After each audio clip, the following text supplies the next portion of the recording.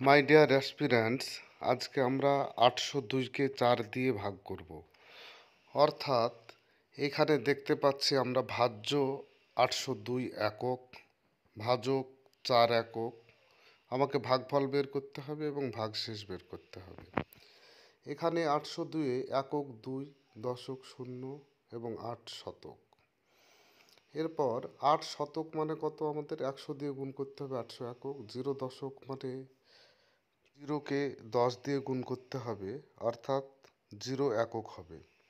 এরপর আমাদের 2 একক আছে, অর্থাৎ 1 দিয়ে গুণ করলে 2 একক। মোট আমাদের 800 প্লাস 0 প্লাস 2 একক, অর্থাৎ 802 একক হবে। এরপর 800 একককে যদি আমরা ভাগ করি, অর্থাৎ 8 শতক, তাহলে 4 দিয়ে ভাগ করলে 200 একক। 0 দশককে 4 দিয়ে ভাগ করলে 0 একক, এবং 2 একককে 4 দিয়ে ভাগ করা যায় না। ভাগ তো একককেও করতে হবে, কারণ আমরা শতককে ভাগ করেছি, দশককে ভাগ করেছি, এরপর একককে ভাগ করব। তাই যে কোনো সংখ্যাকে 0 দিয়ে গুণ করলে 0 হয়। 4 একককে 0 একক দিয়ে গুণ করে আমরা 0 পেলাম এবং ভাগশেষ 2। কোনোভাবেও অঙ্কটি করতে পারি। দেখো, এখানে শতক 8কে 4 একক দিয়ে ভাগ করলে আমরা 2 শতক পাবো। এখানে আমাদের কোনো সন্দেহ নেই। এখানে একক 2, দশক 0 এবং শতক 8। সুতরাং 4 একক দিয়ে ভাগ করছি। 4 একক দিয়ে 8 শতককে ভাগ করলে 2 শতক আমরা পেয়ে গেলাম। এটা আমাদের প্রাথমিক কাজ।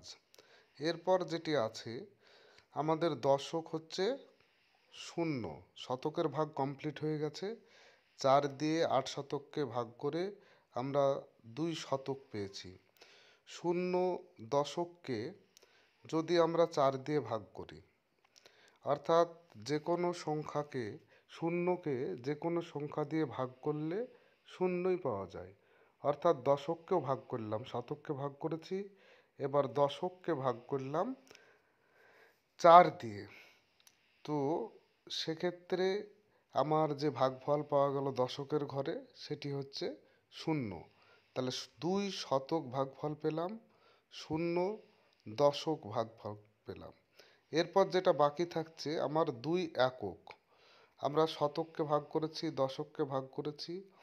এবার 2 একককে তো ভাগ করা সম্ভব নয় 4 দিয়ে, কারণ 4 অনেক বড়। ফ্র্যাকশান হলে সেটা আলাদা ব্যাপার, কিন্তু বাচ্চাদের তো এভাবে বোঝানো যাবে না।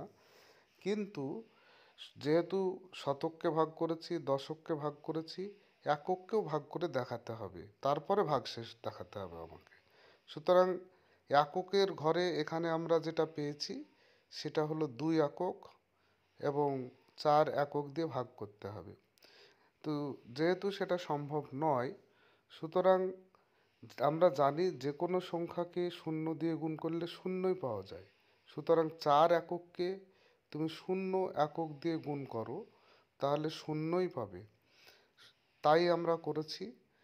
এবং তারপরে আমরা যেটা দেখতে পাচ্ছি যে আমাদের ভাগশেষ থেকে যাচ্ছে 2 একক।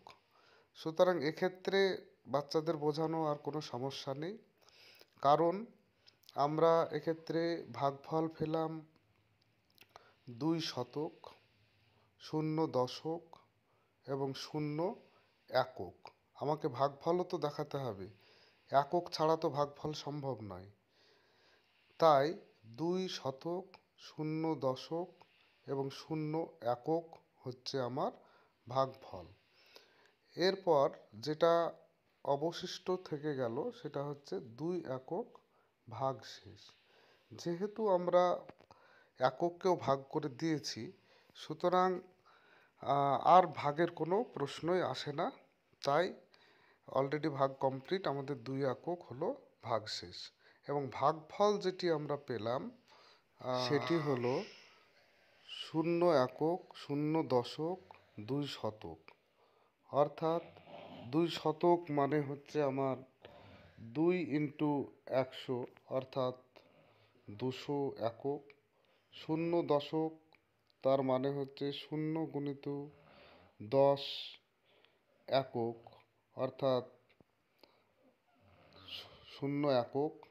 এবং 0 একক তার মানে হচ্ছে 0 × 1 একক, অর্থাৎ 0 × 0 একক, অর্থাৎ সেটি হচ্ছে 0 একক। তাই 200 একক যোগ 0 একক যোগ 0 একক 200 একক, এটি হচ্ছে আমার ভাগফল। এবং এক্ষেত্রে যে ভাগশেষটি পাচ্ছি সেই ভাগশেষটি হচ্ছে 2 একক। সুতরাং আমাদের যে অঙ্কটি ছিল 802কে 4 দিয়ে ভাগ করি, সেটি কমপ্লিট হলো।